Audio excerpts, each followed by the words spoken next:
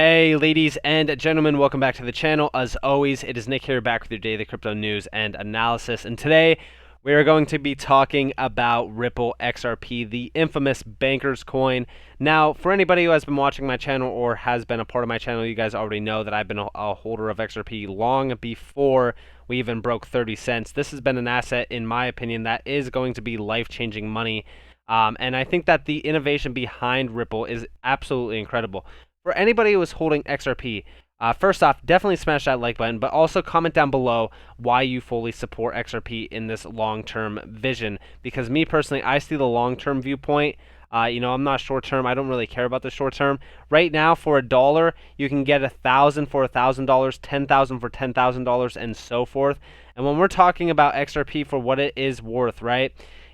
At some point in time, you're only going to be able to get like 50 or $1,000 once it goes to, $20. So, it is still, in my opinion, undervalued for what it can do, for what it is going to be doing. The full plan behind it is absolutely incredible. And that is why when I see things like this, Ripple, wait for the legal headwinds to die down before you buy. And a lot of people are saying, I'm not going to buy until it's not scrutinized by the SEC anymore. It's not going to go anywhere before the SEC allows them to. I don't think people realize that 90% of the clientele is outside of the United States. Also, we see ODL services and CBDC trials beginning outside of the United States. What does that tell you? First off, I don't think that we're going to have to wait too long before the flip or the switch is flipped. When we're talking about, the whole flip the switch idea, it's talking about banks, poised to have to accept XRP, as this article is even saying, for almost 3 years ago. Now, I get it. A lot of people are going to comment on this video saying, well, we've been waiting forever without anything. This is absolutely terrible. I've been waiting 3 years, 4 years, whatever the case may be. Listen, if you don't have patience to wait for something as big as XRP to actually be in positioning for the major takeover event, then you're not going to be able to make it in this game at all. Patience is a virtue, and it's also a curse. When we're talking about what XRP is doing, when we're talking about what Ripple is planning on doing, it is an absolute massive project. And I honestly will tell you guys this right now. For what it is worth in regards to XRP and for the entire XRP community, we're talking about an asset that has the potential to change the entire banking structure and system and reinvent the framework of Nostra Vostra accounts from the SWIFT endpoint. Now, when we're talking about what he's saying in this article, he's saying this is the year the wheat will be separated from the chaff. Not many months ago, the media was saying no one will use XRP, which made for good skeptical headlines. Today, you can't say that, as people are starting to use XRapid because it's better, faster, and cheaper. Now, obviously, this is an old article. This is almost 3 years ago, but there was 200 banks and financial institutions that joined Ripple. They also see, they power payments for its customers in 80 countries around the world. This is 3 years ago. What do you think has been happening? Now, obviously, I think that we're closing the gap. Why is that? Well, it's very simple. Why did the SEC choose XRP out of all of the assets in this space right now? They obviously see the future behind XRP. They want to be able to control this technology. They want to be able to have their hand in the pot because they know how huge of a pot this actually is. Now, obviously, we've been talking about banks and we've been talking about customers of XRP and Ripple. But check out this, right? Look at all of the connections to even Japan that Ripple has, to the United Kingdom, United States, and so forth, right? We're talking about billions of dollars in assets, total assets. Look at the total assets here, right? And these are all Ripple customers, all of them, right? There's 90, well, not 93, but overall, we're talking about, 30%, 38% of the world's top 100 banks. So that means 38 of the top 100 banks are already on the board with Ripple. They are customers of Ripple. They are partners of Ripple. They are doing trials. They are customers. This is absolutely insane when we're talking about how many banks are actually on the board. And if we look here, right, we see number 5, number 7, number 8, number 10, number 12, 14, 15, 16, and even up to 20 are customers or even partners of Ripple. So this is absolutely massive in the sense. Now, also, we got to be aware that there is NDAs in place, so a lot of them are not going to be on here or labeled. But overall, we see ramping up of CBDCs in regards to banks happening almost every single month now. We even go back to June 3rd of 2021. Brazil Central Bank announced a CBDC plan 1 year after meeting Ripple. How crazy of a connection is that? What do you think they said, right? And even if we come down here, right, we're seeing the idea that, according to the document, Ripple and XRP enjoy the trust of many banks as a model for CBDCs because it is highly centralized and is based on a permissioned network where only certain network nodes can validate transactions as opposed to decentralized and permissionless Bitcoin and Ether. Ripple also allows the creation of new currencies, and Ripple developers can decide the timing and quantity of supply in a similar way to central bank operations. Now, obviously, it's not centralized. We already know that. Ripple has already stated how it's not centralized. Now, obviously, listen, the future of CBDCs touts XRP as a neutral bridge that provides intermediation between different currencies in an efficient way. That is why the XRP ledger is incredible to provide that aspect for CBDCs, and also for a private ledger basis for CBDCs as well, for expansion around the world. Now, also, we even see here Ripple XRP inks deal with major Middle Eastern bank for Oman, India corridor. When we're talking about this, this is absolutely massive, right?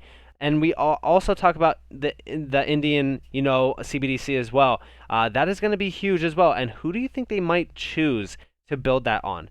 Possibly Ripple? Possibly, with XRP as well, with the XRP ledger. I mean, who knows? But this is huge, right? And this goes all the way back to May of this year. Now, again, we also see going back to March of this year, France eyes Ripple's CBDC ledger for digital euro. I wonder if this will even come to fruition. But this is absolutely massive because over 80% of central banks are actively studying the development of their own digital currencies, and Ripple claims its CBDC ledger is both private for transaction privacy and control over the currency, and interoperable to connect with today's existing global financial infrastructure, as well as other CBDCs and other digital currencies, as well as customizable. So what do you think we are marching into? I know exactly what's happening. We are marching into a digital age of currencies, of transactional volume, of the financial infrastructure, and I think a lot of people need to wake up and actually realize that Ripple has the massive connections that it needs to really kind of connect with a lot of these CBDCs, going even back to the top 100 banks and Ripple. These are all based on the 2019 S&P Global Market Intelligence Report, by the way, just so you guys know. So this has probably updated drastically as well. But this is absolutely massive in a sense where we already know that the 38% of the world's top 100 banks have already linked to Ripple in regards to partnerships. And this is going to continue ramping up like that, as we even seen yesterday or today, right? Again, another central bank digital currency solution with Ripple. This is absolutely massive, and it's going to continue to innovate like this. I've been telling you guys this forever, right? I've been talking to you guys about how innovation is not going to slow down, even if the SEC is trying to slow it down. It's not going to happen, right? We even seen the ODL services ramping up in July. We also seen even Novati, right?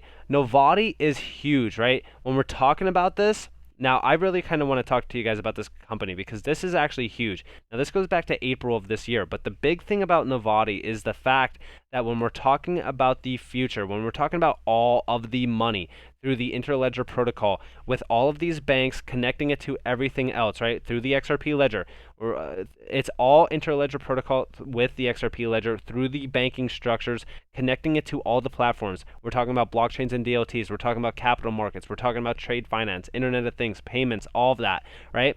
How do we get there? Well, it's all through partnerships like Novati. The biggest thing about Novati is the fact that it is the innovation for payments, as they're even saying here, but it's the partners, right? We even seen runs on RippleNet, ConnectWise, BPay, IBM, Visa, Payment Source, Google Pay, even Apple Pay. And if you click here and look at their programs, right, you can see everything that they are doing with these companies. This is absolutely massive. This is the remittance partners, distribution partners, all the payment partners. Again, they have connections around the globe. This is absolutely huge for a partnership. And I know a lot of people are going to say, well, it's just a partnership. They're not going to be utilizing XRP or Ripple for all of these payments or anything like that. It's not the fact that they're going to be utilizing XRP or Ripple like that. It's the fact that they already have the connections to do so when everything is in place. When we're talking about what the future is going to look like for payments, for everything, we're talking about digitization, tokenization of nearly everything. It goes all the way back to Hedera Hashgraph or HBAR. When I've talked to you guys about what the world is going to look like in 5, 10 years, tokenization is going to take over. It's going to efficiently allow for payments and all of the financial infrastructure and also the financial innovation to really take key parts in regards to changing the entire framework on how we pretty much do our everyday life, right? It's how you get paid, how you pay. All of that stuff is going to get into the aspect of easing it into digitization so that we could make payments a lot faster, settle payments a lot faster, and also efficiently. Now, again, when we're talking about Novati, like I said, their partners are Apple Pay, Google Pay, and so forth. And when we talk about this, right, we always talk about the fact that these are payment platforms. We talk about PayPal, we talk about Android Pay, we talk about Google Pay, we talk about Apple Pay. This goes hand in hand with everything. Even in response to trade finance, we see IBM there as well, and also Oracle, we see Hyperledger Fabric, and if we go all the way back to Quant Network connecting with XRP, we know that that is Hyperledger Fabric, and it has the potential to connect to R3 Corda and even more. So when we're talking about what is happening in regards to the banking structure, we see Ripple pretty much named on most or on almost every single bank network and connection with ODL services as well to really ramp up that on-demand liquidity. Ripple is taking over the banking sector. I already said that yesterday, but when we're talking about what is happening, when we're talking about the ODL service, when we're talking about the line of credit for SMEs and even B2B payments, we could talk about the fact that XRP, for what it is worth, even though it is highly scrutinized by the SEC, which again, I think is all a shakeout event, and again, we even see that with this, right? You guys need to wait. You need to wait. By the time that you wait for this lawsuit to go away, you can expect more and more updates like this where people don't care outside of the US about the Ripple lawsuit. They see the benefits of working with Ripple and XRP and the XRP ledger. So by the time that this lawsuit is over, you could forget about buying XRP at $1 or under $1. And for anybody who can't buy right now or is looking to buy, you could buy on Uphold. I buy on Uphold and I transfer it to cold storage. Again, always protect your keys and always buy a ledger. Do not buy ledgers from third parties. It could be tampered with. I do have a link down there if you guys do want to see that. But overall, when we're talking about Ripple and XRP, it will take the banking entire sector by storm, and we already see it doing that. So with that being said, I hope that that clears the air for anybody who is still waiting on the sidelines thinking that, I'm going to be able to buy XRP under $1 still once this lawsuit's over. It's not going to happen like that. Innovation is happening and developments are happening every single day in regards to CBDCs.